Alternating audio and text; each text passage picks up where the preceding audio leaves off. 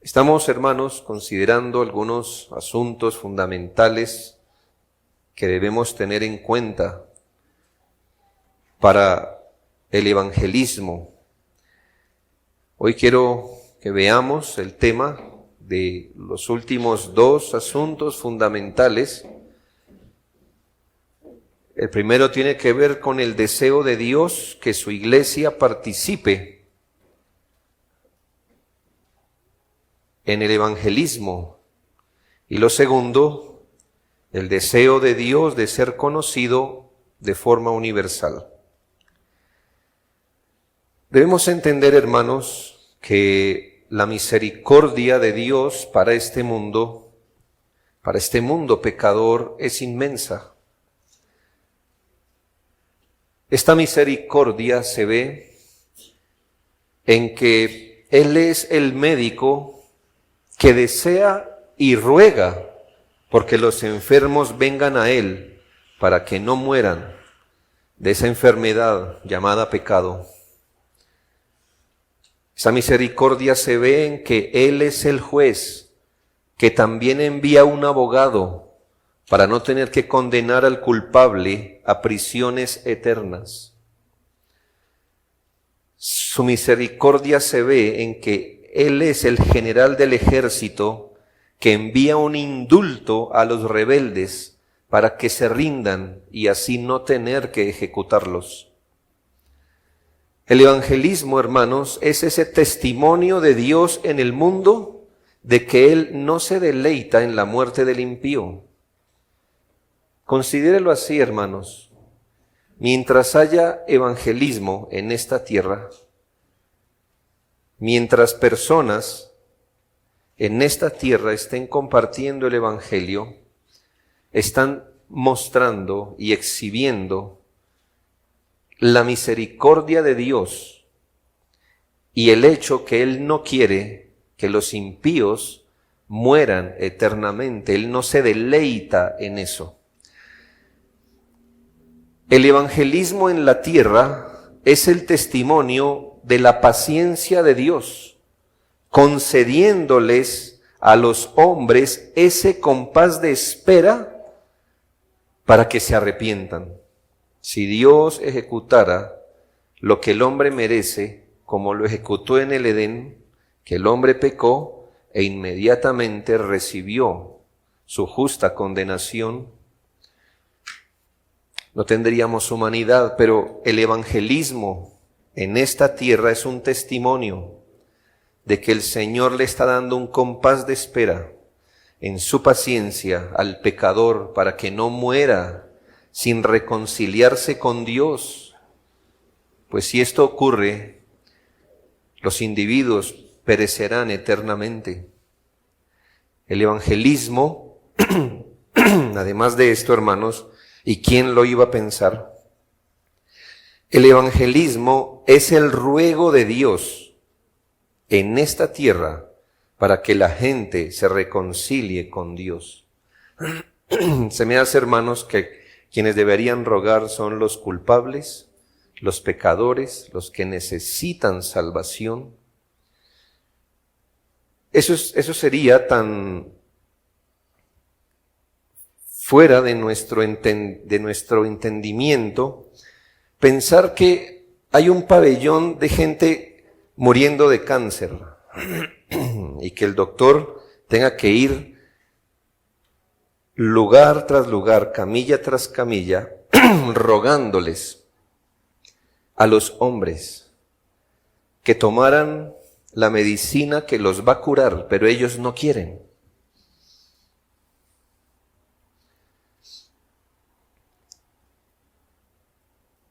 El evangelismo en este mundo es el ruego de Dios. El que se pierde, no solo se pierde por desafiar la orden de Dios de venir a Él para ser salvo.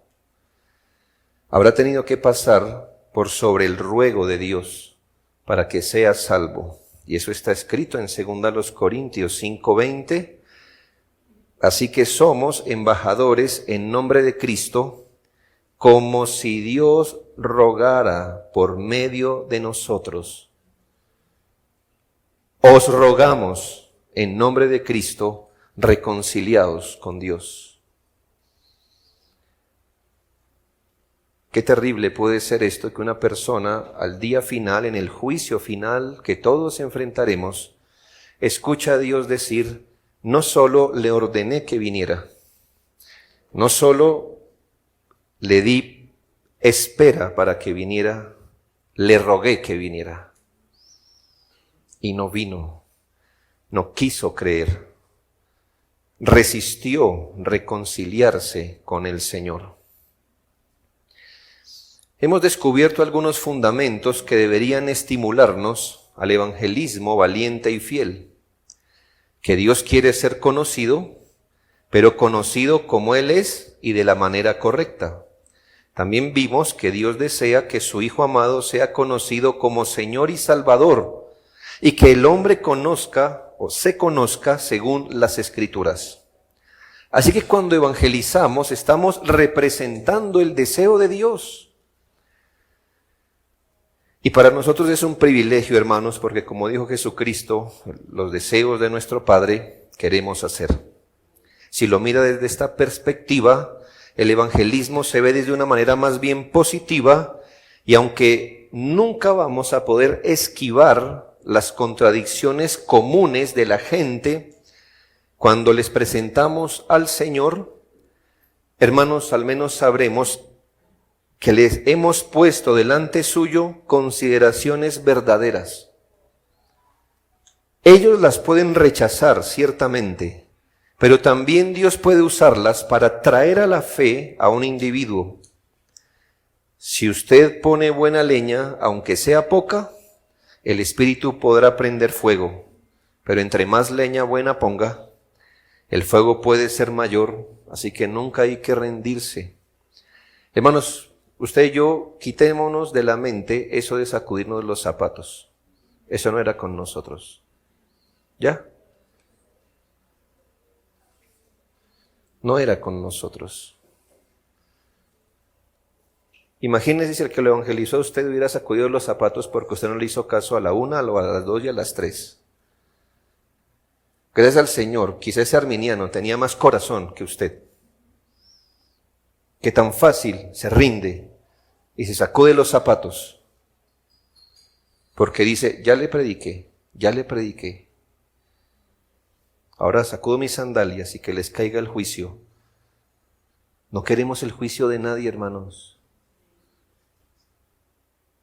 ni siquiera de la persona que más daño nos ha hecho. Queremos que se pierda.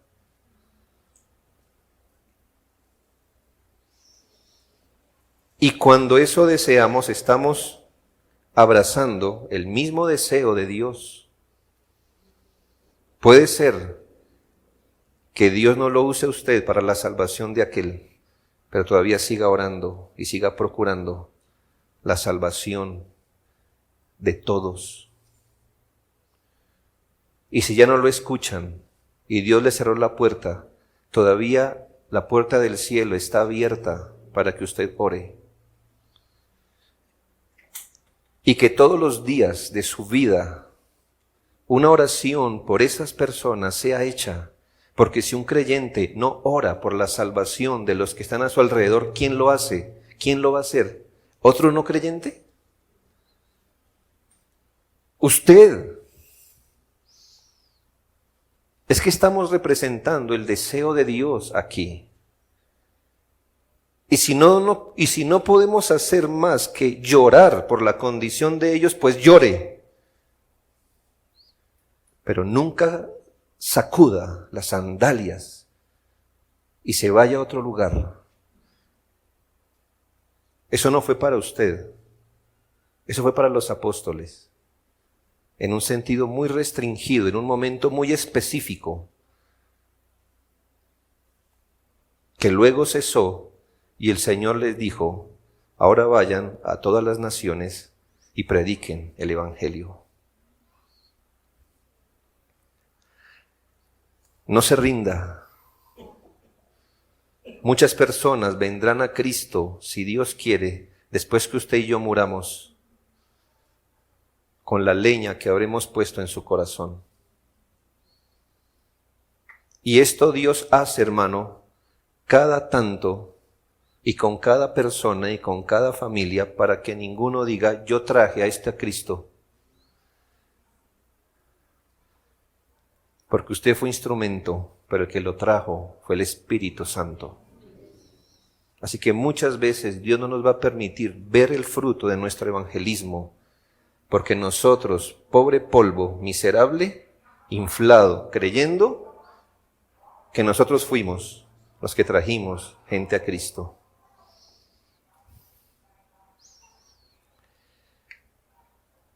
Quiero terminar con estos dos fundamentos, y el quinto es que Dios quiere que la iglesia se entienda como parte de la estrategia divina de darse a conocer. Dios quiere, es el deseo de Dios. Y yo no estoy especulando, hermanos, cada vez que le he dicho que es el deseo de Dios o que Dios quiere, se lo he sustentado con la Biblia. Porque nosotros somos expertos en decir Dios quiere tal cosa, sin garantía bíblica. Pero en esta le he tratado de sustentar que cuando le digo que Dios quiere tal cosa es porque Dios así lo ha afirmado en la Biblia. Dios quiere eso. Y en este punto quiero recordarle o enseñarle que es el deseo de Dios que usted y yo como creyentes nos entendamos como parte de la estrategia divina de darse a conocer. Esto, desde mi perspectiva, hermanos, es revelador y trascendental. Considere, hermanos, el poder que Dios tiene para darse a conocer por revelación general. ¿Recuerda qué es revelación general? Esos medios que Dios ha usado para revelarse a través de las cosas creadas, incluyendo al hombre, incluyendo la conciencia. Mire cuánto poder Dios tiene para darse a conocer. Por revelación general, note todos los medios que ha usado para dar testimonio de sí mismo. Entendiendo que por revelación general nadie va a ser salvo. Aún así ha usado los medios más enormes, más grandes. Él es poderoso. Pero cuando se trata de darse a conocer de manera verdadera, más específica, ha querido usar un medio que desafía nuestra mente, pero que manifiesta su sabiduría. ¿Por qué? Porque Él ha querido usar a la iglesia para darse a conocer de manera especial, específica y salvadora. Usted dirá, eso fue arriesgado. Porque si para darse a conocer de forma general usó instrumentos tan grandes como los planetas, el mar, las leyes que gobiernan este mundo, si para darse a conocer de forma general usó tantas cosas inmensas, hermosas, bellas, para darse a conocer de forma salvadora, usa la iglesia. La iglesia, hermanos, no es cualquier cosa. La iglesia es el plan de Dios. Dios tiene un plan maravilloso para tu vida. La iglesia.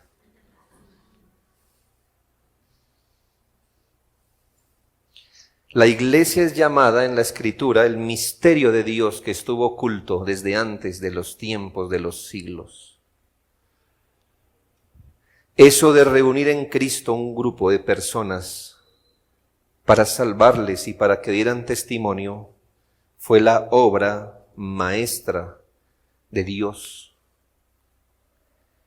La iglesia es la obra, es el fruto de la obra de Dios.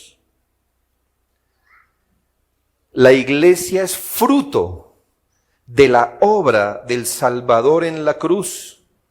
La iglesia es el fruto del trabajo del Espíritu Santo. Eso fue lo que se concibió antes. ¿Para qué vino Cristo, hermanos? ¿Y cuál es la ocupación actual del Espíritu? Sino la conformación de una iglesia, porque un grupo de creyentes salvos por gracia en este mundo es el mayor testimonio de su sabiduría y poder. Efesios 3, 10 y 11 dice, y espero que si no hay otro texto más, este es suficiente. Dice, para que la multiforme sabiduría de Dios, la sabiduría de Dios que se expresa de múltiples formas, para que la multiforme sabiduría de Dios sea ahora dada a conocer por medio de la iglesia. Para que esa multiforme sabiduría de Dios, eso que está en Dios, esa sabiduría inmensa que Dios tiene y su poder, ahora sean dados a conocer por medio de la iglesia. El papel de la iglesia en el megapropósito divino de darse a conocer salvíficamente y exhibir su sabiduría, como usted ve, no es cualquier cosa. Quizás no hemos meditado en esto, hermanos. Usted y yo no nos hemos puesto a pensar de verdad qué significa esto. Dios es un Dios tan sabio y poderoso que hubiera podido hacer algo más hermoso que los soles y las estrellas para escribir indeleblemente el mensaje de la salvación. Para que no quede ninguna duda. Pero ¿qué quiso hacer Él? Quiso conformar un pueblo para que esa sabiduría de Dios ahora sea dada a conocer a través de ellos. Dios tenía a la mano infinitos recursos para darse a conocer verdadera y correctamente en Jesucristo, y sin embargo tomó un pueblo que yacía en sus pecados y los redimió, los dejó en su estado de justificación, pero quiso dejarlos en su estado de imperfección, capacitándolos, comisionándolos, para que ellos anunciaran la salvación a otros, escuche esto, como la salvación encarnada. ¿Qué quiero decir con esto? Dios quiso formar un pueblo al que salvó para que ellos mismos fueran la muestra visible de lo que hace Dios con un pecador. Eso se llama salvación encarnada, porque usted no solo lleva un mensaje, usted es una persona a la que Cristo redimió. Usted es la prueba fehaciente, si usted es salvo, de lo que hace el Evangelio. Y por eso Dios, en lugar de tomar ángeles que yo creo que hablarían mejor y se comportarían mejor y serían más bellos y más obedientes, prefirió tomar a pecadores leprosos, sanarlos de su lepra de pecado, pero dejarles en su piel todas las cicatrices de la lepra que un día tuvieron, para que ellos ahora vayan y proclamen el Evangelio a los leprosos que están muriendo. Eso se llama salvación encarnada, porque usted no está dando una materia de algo que no le ha pasado a usted, sino que usted es el testimonio vivo de lo que Dios ha hecho en un pecador para salvarlo de los pecados y darle herencia entre los santificados.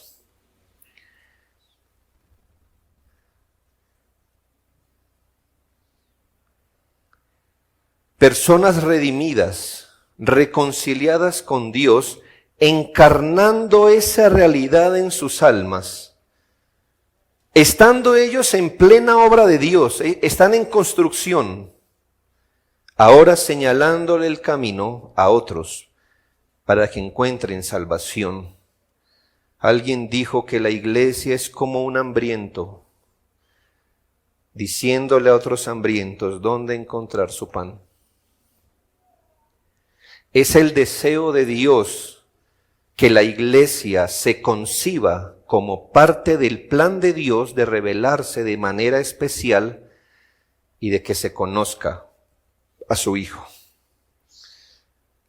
Tenemos un ejemplo en el Israel en la carne, digamos un antiejemplo de lo que le pasó a Israel en la carne. Quiero ampliar lo que le estoy diciendo y quiero que nos devolvamos, porque la Biblia dice que todo lo que se escribió antes para nuestra enseñanza se escribió. Y en el Antiguo Testamento tenemos ejemplos, algunas sombras, algunos símbolos que nos iban a enseñar y de hecho nos enseñan lo que iba a pasar con la realidad de Cristo, que es la iglesia. Quizá aprender un poco de lo que vivió este pueblo típico como tipo, ¿no? No como típico, no sinónimo de autóctono, sino pueblo típico, ese pueblo que tipificaba la iglesia. Quizás aprender un poco de ese pueblo típico de Dios, Israel, nos ayuda a entender algo. Dios eligió a Abraham, recuerde, para dar inicio a esa gran familia que luego se convirtió en una gran nación. El Señor le hizo una promesa que va a llegarnos hasta el nuevo pacto. Esta promesa la voy a tomar de Génesis 28:14. Si usted lee, pues esta frase está siendo dicha a su hijo Jacob, pero fue dicha recordando lo que se le había dicho a Abraham. Génesis 28:14 dice: y todas las familias de la tierra serán benditas en ti y en tu simiente. Recuerde el antecedente, hermanos. Dios dijo que había elegido a Abraham, que lo iba a bendecir enormemente, que lo iba a multiplicar en millares, mucha gente. Y después de decir que lo iba a bendecir, es más, dice que cualquiera que lo maldijere, los maldijere a ellos, sería maldito, y que el que les bendijera serían benditos. Después de decir todo eso y que les daría una tierra y que les daría una descendencia y que reyes saldrían de ellos, dice: y todas las familias serán benditas en ti y en tu simiente. Simiente es descendencia, simiente viene de la palabra semilla. Tu simiente, de tu semilla. Dios promete bendecir a Abraham, pero entre la bendición está esto: en ti y en tu simiente serán benditas las familias de la tierra. Esto es, hermanos, que Dios bendijo a Abraham para que a través de esa familia o de la simiente de Abraham, las familias de la tierra fueran benditas. Ahora, haciendo un resumen bien injusto del Antiguo Testamento, pero por el tiempo, ¿cómo entendió el pueblo de Israel esta promesa, esta bendición y, por decirlo así, su papel en esta estrategia? ¿Cómo lo entendió? Bueno, hermanos, hicieron de esa bendición un fin. ¿Me hago entender? Hicieron que el fin de sus vidas fuera ser bendecidos, tener una tierra, prosperar, tener reyes. Hicieron de lo que Dios les prometió, de esa bendición, hicieron un fin. Ahora, luego hicieron de su bendición un escenario para el pecado. Porque ¿en dónde pecaron, hermanos, si no fue en su tierra? Con todo su pueblo y con sus reyes. Primero hicieron de su bendición un fin. Luego hicieron de su bendición un escenario para el pecado. Y cuando el Señor se los quitó, ¿Recuerda? Reyes, tierra, todo les quitó. Luego convirtieron su bendición en legalismo. ¿Por qué? Porque dijeron, ya no nos va a volver a quitar Dios lo nuestro. Es mejor que seamos fuertes en la ley, y ese es el pueblo que usted conoce hasta el día de hoy. Piense, hermano, este pueblo nunca pudo verse como aquel pueblo elegido, apartado, consagrado, dotado de bienes, bendiciones, con el fin de bendecir a todas las familias de la tierra. No se entendieron como bendecidos para bendecir, sino como bendecidos. Y pare ahí, y cuidemos nuestra bendición. Y ya nos pasó que por descuidar nuestra bendición, mire lo que nos pasó. Y todo se volvió en ellos. Empezaron a vivir el día a día, las contingencias, tenían el templo, tenían las leyes, los amenazaban los pueblos, querían que su religión subsistiera, etcétera, etcétera. Pero hermanos, nunca leemos, salvo pequeñas veces, muy pequeñas, que casi no se ven en el Antiguo Testamento, que el pueblo se entendió que Dios le estaba dando era todo eso para que ellos bendijeran a las demás naciones. Creo que fue al revés lo que pensaron, que tenían todo eso para presumirle a las naciones. Es más, si alguien de otra nación quería ser bendecido como el pueblo de Israel, bueno, mire el problema en que se metía. Perro le decían, perro. Esa era la palabra que el judío típico usaba para referirse al que no era del pueblo de Israel, perro. O sea que usted y yo somos perros para el pueblo de Israel. No piense en la mascota de hoy, esas son bonitas. Usted debe retrocederse hace 2000 años, cuando el perro eran perros salvajes, horribles, carroñeros. No se tenían como mascotas, es lo que le quiero decir. Y entonces, la única forma en que Israel fuera bendición para usted era pasando por una serie de permisos y ceremonias para participar hasta allí. No más, porque qué pena, usted no es descendiente de Abraham. Hermanos, bástenos esta historia para saber lo que podemos llegar a ser usted y yo. Al final, ¿cómo quedó la historia? Al final les quedó en la mente, hasta el día de hoy, que eran un pueblo bendito, que deberían tener un comportamiento singular en el mundo y que deberían cuidarse de la extinción. Y yo le pregunto, ¿para eso fueron conformados y bendecidos como nación? ¿Para eso Dios los conformó como nación?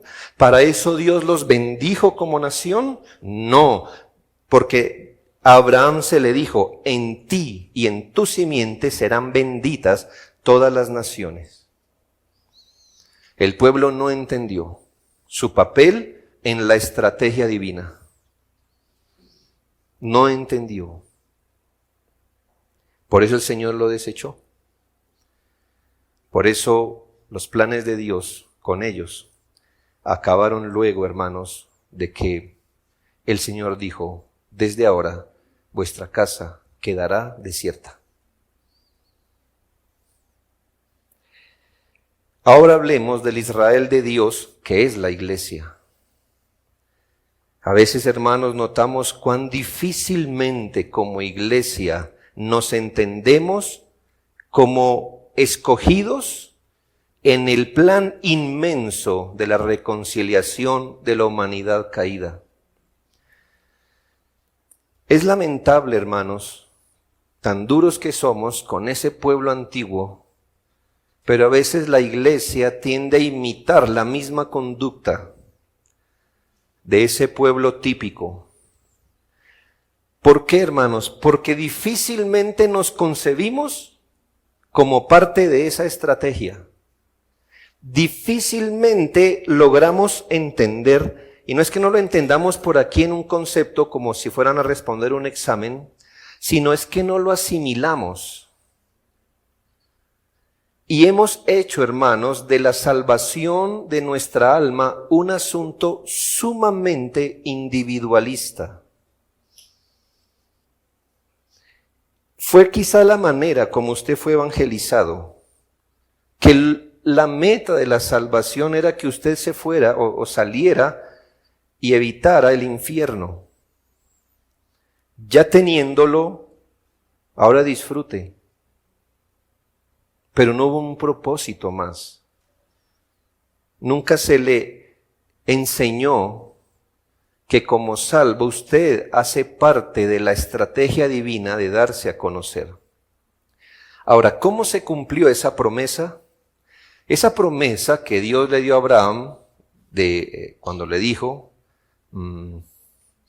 y todas las familias de la tierra serán benditas en ti y tu simiente. El Nuevo Testamento entiende que la simiente de Abraham es Cristo, no el pueblo judío. Que la simiente, la semilla de Abraham, de lo que consistía esa promesa era Cristo. Y entonces la promesa queda así: en Cristo te bendeciré a ti y serán bendecidas todas las familias de la tierra. A través de Cristo y de la simiente de Cristo. ¿Cuál es la simiente de Cristo? Bueno, ¿cuál es la simiente de Cristo? La iglesia, hermanos. La iglesia. ¿Recuerda el plan de Dios, el misterio oculto? Tenía que aparecer Cristo como el segundo Abraham, si usted quiere, para que lo entienda. Tenía que aparecer Cristo como diciendo, no se trataba de Abraham, se trataba era de mí, yo soy la simiente. Y no se trataba de los judíos, se trataba de los hijos de Cristo, que es la iglesia. Y Él viene y dice, conmigo, y a través de mi simiente serán benditas todas las familias de la tierra. ¿No cree que es asombroso, hermano? Lo que pasó con los judíos era una pura sombra. La iglesia es la realidad de esa sombra. Cristo, que es la simiente, lo que está diciendo es que en mí y a través de mi simiente, las familias de la tierra serán benditas. No solo, como se lo leí, para que la sabiduría de Dios ahora sea dada a conocer por medio de la iglesia, está escrito, sino que usted note el lenguaje antiguo testamentario de Primera de Pedro 2, 9 y 10. Note el lenguaje antiguo testamentario aplicado a Cristo y a su simiente, que es la iglesia. Mas vosotros sois linaje escogido, un linaje, una descendencia escogida. Real sacerdocio, aquí real no es sinónimo de verdadero. Aquí real tiene que ver con realeza, con reyes. Entonces, mire lo que se le está diciendo a la iglesia. Mas vosotros sois linaje escogido, real sacerdocio. Esto está sacado del Antiguo Testamento. El Señor le había dicho al pueblo de Israel, os haré una nación de reyes y sacerdotes. Pero ¿a quién se le está aplicando esto? A la iglesia. Nación santa, pueblo adquirido por Dios. ¿Para qué, hermanos? ¿Qué significa eso de en ti serán benditas? ¿Cómo serán benditas las familias de la tierra a través de la simiente de Cristo? Así, para que anunciéis las virtudes de aquel que os llamó de las tinieblas a su luz admirable. Vosotros, que en otro tiempo no erais pueblo, pero que ahora sois pueblo de Dios, que en otro tiempo no habíais alcanzado misericordia, Pero ahora habéis alcanzado misericordia. Note el antecedente, note la condición, note la tarea. El Señor dice, nunca se olvide de dónde le saqué. Usted no era pueblo.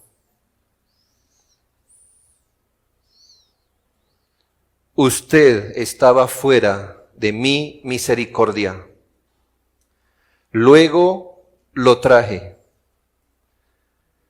¿Le he bendecido, le he hermoseado tanto? No para su disfrute solamente, sino para que usted anuncie a Dios,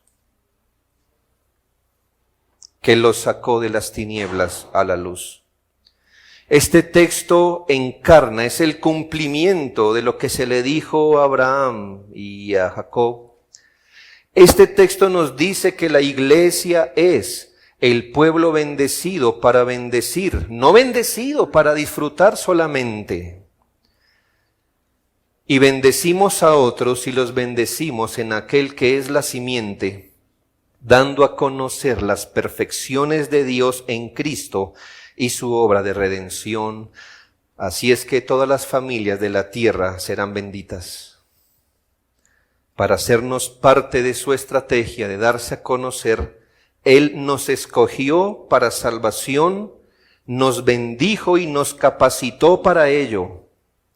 Y esto se ve en Hechos 1:8, que no es porque nosotros, lo que seamos nosotros, sino que deberíamos ser consagrados y capacitados, pero recibiréis poder cuando haya venido sobre vosotros el Espíritu Santo, y me seréis testigos en Jerusalén, en toda Judea, en Samaria y hasta lo último de la tierra. Me encanta este texto porque a veces lo leemos distinto. No dice, y daréis testimonio. ¿Qué dice? Seréis mis testigos. El énfasis de esta promesa está en lo que somos, no en lo que decimos. Eso es muy importante, eso tiene su lugar. Pero interesante que el Señor no haya dicho, y darán testimonio. No, ustedes son. ¿Y qué dijo Pedro? Mas vosotros sois. Porque el Señor quiere que usted y yo nos entendamos como algo ahora. No simplemente nos entendamos a la luz de una tarea, sino usted qué es ahora que ha venido a Cristo. Es linaje escogido, es real sacerdocio, es nación santa. Usted es un testigo. Usted no puede huir de lo que ya es. O es un testigo o que omite, o es un testigo que testifica. Pero usted es eso. Es un testigo mudo, que se queda callado, o es el testigo que habla. Pero eso es lo que usted es. No es algo adjunto a usted. Es algo que usted es ahora. Usted es un testigo. Si el Señor lo rescató, es que sea testigo. Él quiere bendecir a las familias de la tierra a través de sus testigos.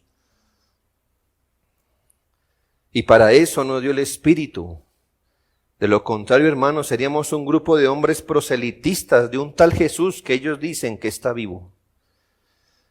Para que el evangelismo en nuestras bocas fuera efectivo, se nos dio el Espíritu, no un curso intensivo de evangelismo, sino el Espíritu Santo.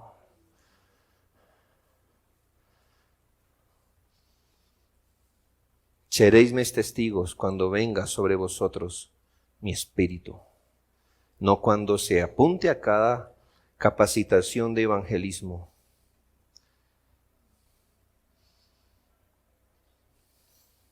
Recuerde entonces que el Señor nos salvó, nos bendijo, nos dio su Espíritu, de manera que podamos bendecir a todas las familias de la tierra, siendo testigos de Jesucristo. Si bien, hermanos, no testigos oculares, como los primeros testigos, sí, hermanos, testigos del Evangelio.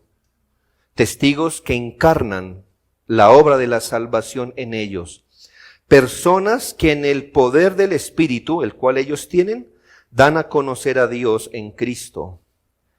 Cuando nos concebimos como parte de la estrategia de Dios de darse a conocer, que nos eligió, nos llamó, nos pertrechó para ello, y proclamamos el Evangelio, representamos el deseo de Dios para nosotros. Tengo una carga con el cristiano entristecido, deprimido y que solo tiene tiempo para mirarse él y sus pecados. Es el típico judío pensando que se trata de él.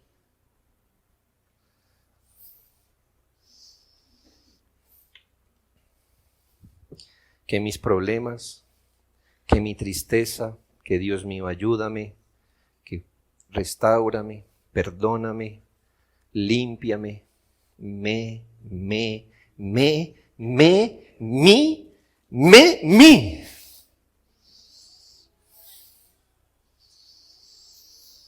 Sí, Dios quiere bendecirle, pero para que usted ahora se convierta en bendición a otros. Sígase mirando usted mismo y debajo de cada piedra le sale una... ¿Qué sale debajo de las piedras? Una cochinilla. Mire debajo de su carácter. Expulgue cada piedra y se le va la vida en mi. Pero dice la Escritura que Dios lo está bendiciendo a usted. Si usted se concibe como parte del plan de Dios, va a notar que su santificación es solo una bendición de Dios para que usted sea útil también a otros.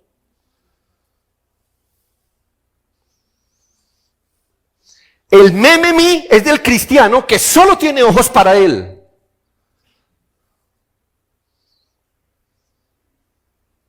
Para él. Y se le olvidó que esto eres para que anunciéis.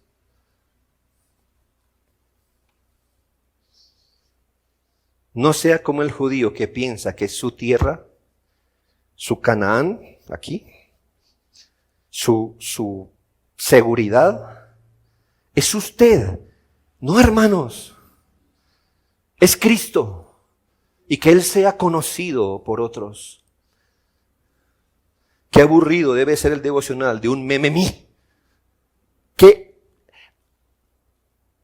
aburrido, insípido, deprimente debe ser el devocional del mí. No hay propósito, no hay trascendencia, no se ve el cuadro general, no hay suspiro por la gloria de Dios. Solo mi. Ay, hermanos, para que anunciéis, bendecidos, para bendecir. ¿Qué Dios le ha dado a usted? Me imagino que muchas cosas, empezando por la más grande, la salvación, Cristo, el perdón de los pecados. Mire todas esas bendiciones que tiene el Israel de Dios. Y además de eso, unas cuantas cosas en la carne. Familia, propiedades, dinero, intelecto, inteligencia, capacidad. Para que Dios le ha bendecido así. No me diga que era para que todo parara en usted.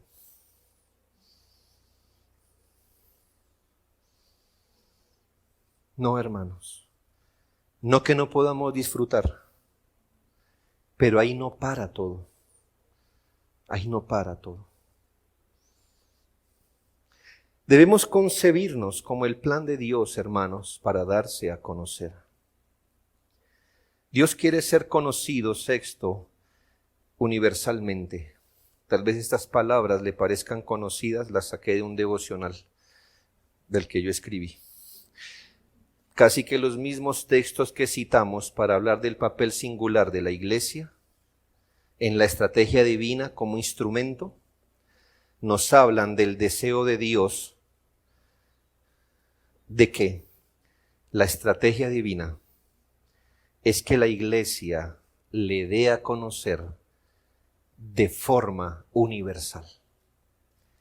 Esté seguro que si usted carga el corazón con eso, no va a tener tiempo para pensar en muchas cositas más.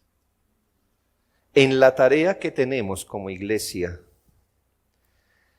que Dios es su deseo misericordioso de haberle salvado, de ponerlo en medio de su estrategia para darse a conocer a todas las naciones del mundo que Él creó. No pierda tiempo pensando si hay vida en otro planeta. Tenemos harta tarea en este.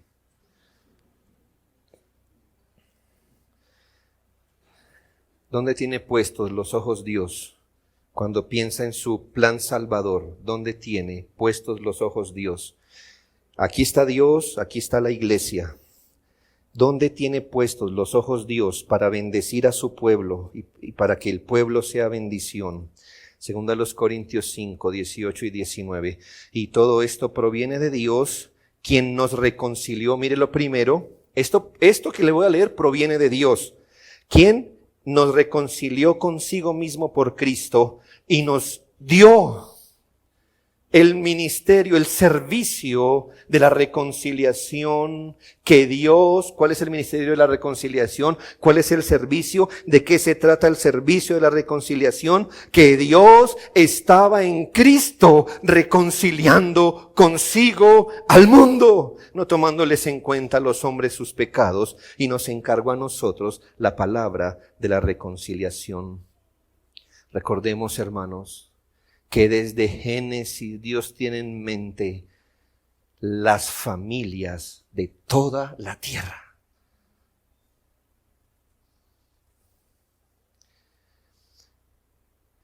¿Y qué dice Hechos 1:8? Y me seréis testigos en Jerusalén, en toda Judea, en Samaria y hasta lo último de la tierra. El llamado de Dios para el anuncio del Evangelio es en gran manera enorme. Es el deseo de Dios que su Evangelio sea anunciado a todos los seres humanos. El mismo Señor les insistió a sus discípulos que el Evangelio debería ser predicado a todas las naciones. Y usted ya conoce la historia de los hechos, que tuvo que hacer con gente como Pedro, por ejemplo, que él decía, pero no puede ser. Pero no puede, yo soy del pueblo de Dios. Dios me bendijo. Es mí. Yo, mi pequeño grupo de judíos iluminados.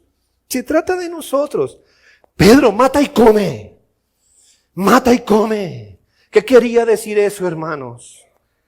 No más de eso, Pedro. No más. Usted es bendecido para bendecir.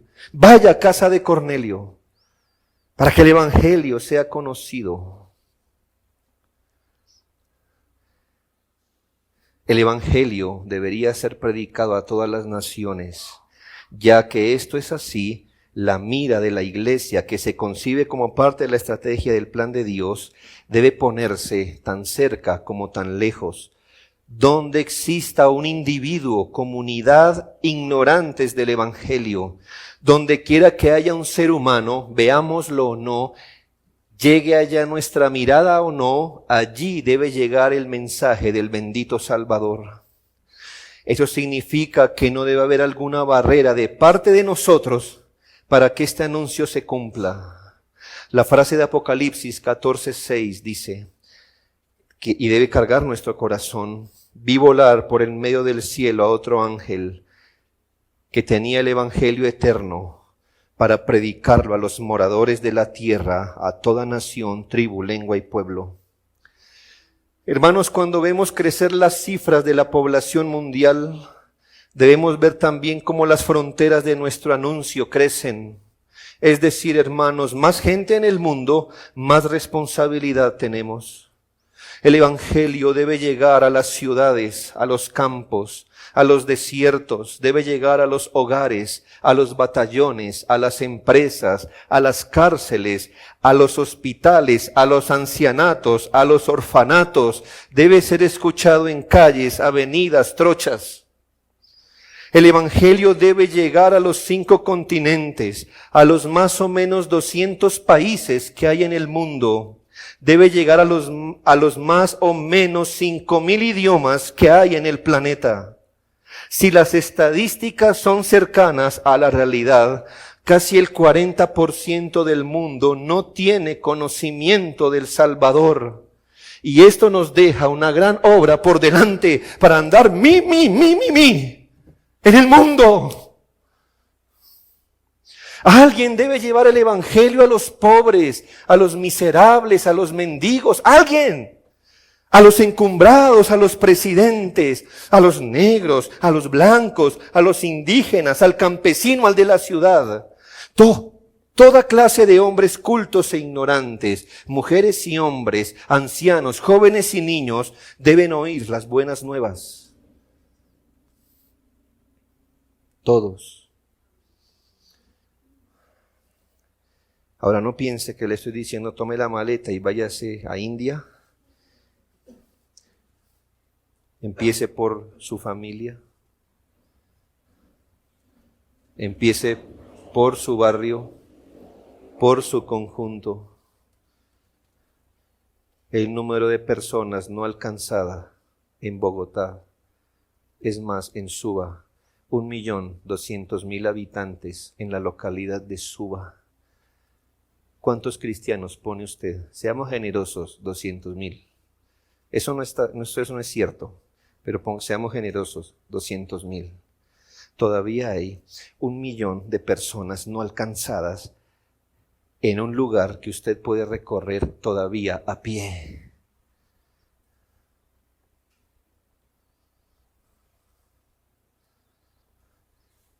Dios nos bendijo, Dios le dio esa cabeza, ese corazón, esos afectos, esos recursos.